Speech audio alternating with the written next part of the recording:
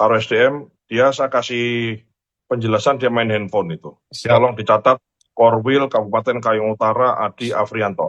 Siap, Pak. Saya minta yang bersangkutan dipindah ke Papua. Kepala Badan Gizi Nasional Sudaryono menegur keras seorang pegawai yang kedapatan bermain ponsel saat rapat koordinasi nasional secara daring berlangsung pada Kamis. Sudaryono mendadak menghentikan paparan setelah melihat koordinator wilayah Kayong Utara, Adi Afrianto, yang dinilai tidak fokus dan diduga bermain ponsel. Tak hanya memberikan teguran, dirinya juga langsung memerintahkan agar pegawai tersebut dipindah tugaskan ke Papua. Ini ada Korwil, siapa nih? Korwil Kabupaten Kayong Utara, siapa namanya? Adi Arfianto. Karo SDM, saya kasih penjelasan dia main handphone itu. Siap. Tolong dicatat, Korwil Kabupaten Kayong Utara Adi Afrianto. Siap, Pak. Saya minta yang bersangkutan dipindah ke Papua. Ya. Siap. Segera. Tolong diberi surat teguran, surat peringatan 1, 3 kali surat peringatan pecat. Setelah memberikan teguran, Sudaryono juga meminta seluruh jajaran BGN lebih disiplin dan profesional mengikuti jalannya rapat. Bahkan ia menegaskan, jika terus mengulang ketidakdisiplinannya, ia tak segan memecat pegawai tersebut.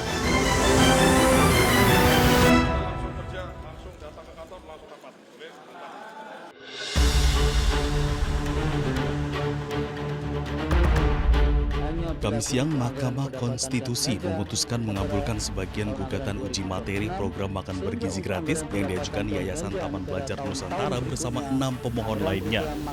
Dalam putusannya, MK memerintahkan anggaran program makan bergizi gratis harus dipisahkan dari anggaran pendidikan paling lambat di APBN 2028.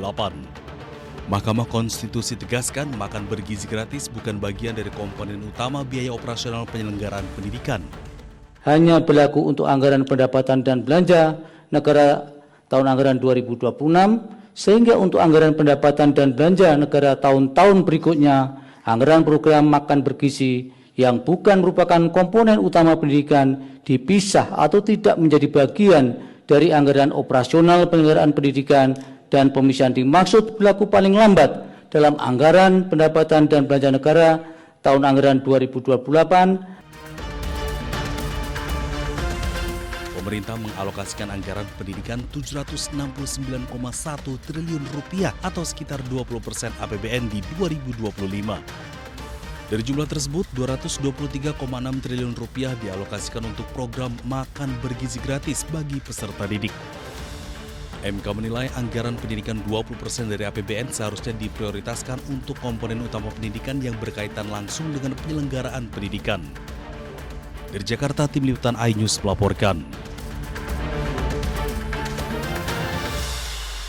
Kami juga sudah mendapatkan informasi bahwa MK mengambil sebuah keputusan, tapi memang yang pertama karena kami posisi sedang di luar kota secara resmi, kami belum menerima salinan keputusan tersebut, dan tentu saja karena apapun keputusan MK tentu kita hormati, nanti akan kita pelajari, karena bagaimanapun kalau berkenaan dengan masalah anggaran tentu kita tidak berdiri sendirian, karena anggaran itu kan kita susun juga bersama-sama dengan teman-teman kita di DPR. Jadi mohon waktu.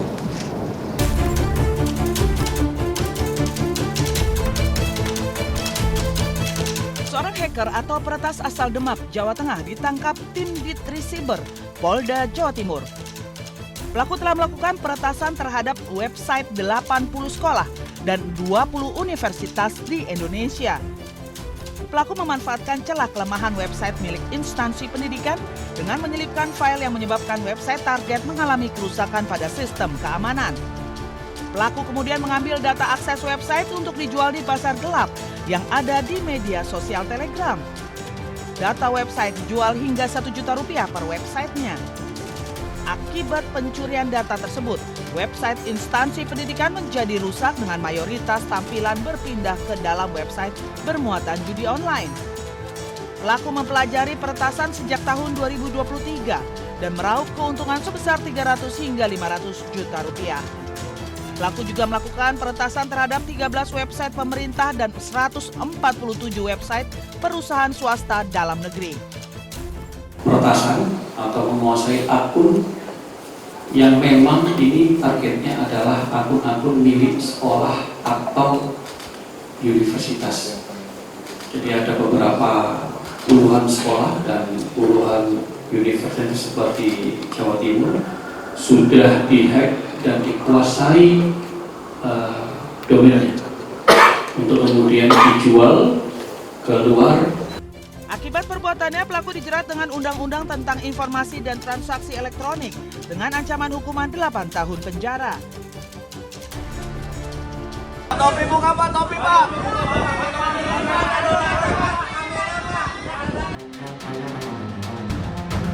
Tim 9 Kejaksaan Agung menetapkan Nurman Herin sebagai tersangka dalam kasus tindak pidana pencucian uang yang juga melibatkan mantan Jampitsus Febri Adriansyah. Nurman Herin menjadi tersangka setelah diduga ikut serta dalam kasus yang menyeret Febri. Nurman diketahui merupakan teman kuliah dan menjadi orang kepercayaan Febri saat menjabat Jampitsus. Nurman Herin akan ditahan di Rumah Tahanan Kejaksaan Negeri Jakarta Selatan untuk 20 hari ke depan. Dengan pertimbangan dua alat bukti, dari tim 9 menetapkan tersangka NH terkait dugaan turut serta tindak pidana pencucian uang yang mulai hari ini akan ditahan di Rutan Kejaksaan Negeri Jakarta Selatan untuk 20 hari ke depan. Sebelumnya, Febri Adriansyah juga telah ditahan untuk 20 hari ke depan di Rutan KPK.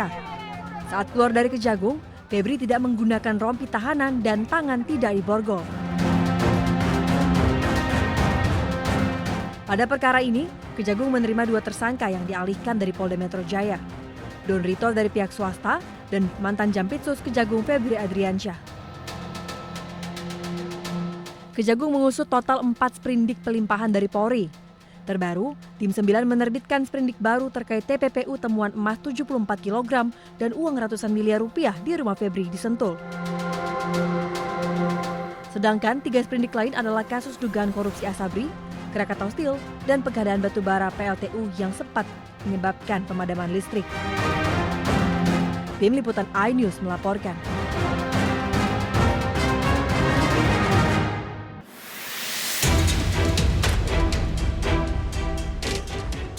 Polda Metro Jaya terus mendalami penyebab kematian Sutrimo.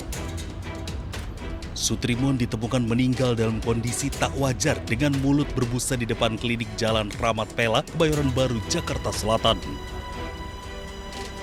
Meski belum menerima laporan resmi terkait kasus ini, namun polisi tengah menyelidiki dan mengumpulkan bukti baik di TKP maupun pencarian bukti dan informasi di sepanjang lokasi terkait kasus ini. Nah, Polda Metro Jaya pasti akan mendalami informasi sekecil apapun, apalagi terkait tentang hilangnya nyawa seseorang. Apakah itu wajar atau tidak wajar? Ini masih didalami. Pasti nanti kami akan sampaikan kepada teman-teman sekalian update terkini. Tapi yang paling utama adalah kami berterima kasih ada informasi ini berawal dari teman-teman media ataupun penggiat-penggiat media sosial. Sekecil apapun informasi pasti akan didalami oleh Polda Metro Jaya. Sebelumnya, Kamis minggu lalu, Sutrimo ditemukan warga dalam kondisi tak sadarkan diri dan mulut berbusa di halaman klinik Borden. Korban sempat dilarikan warga ke Rumah Sakit Muhammadiyah di Taman Puring, Kebayoran Baru, namun nyawanya tak tertolong. Dikabarkan sebelum meninggal, Sutrimo sempat menelpon saudaranya dan mengeluhkan sakit di bagian lambung. Dari Jakarta, tim Liputan iNews melaporkan.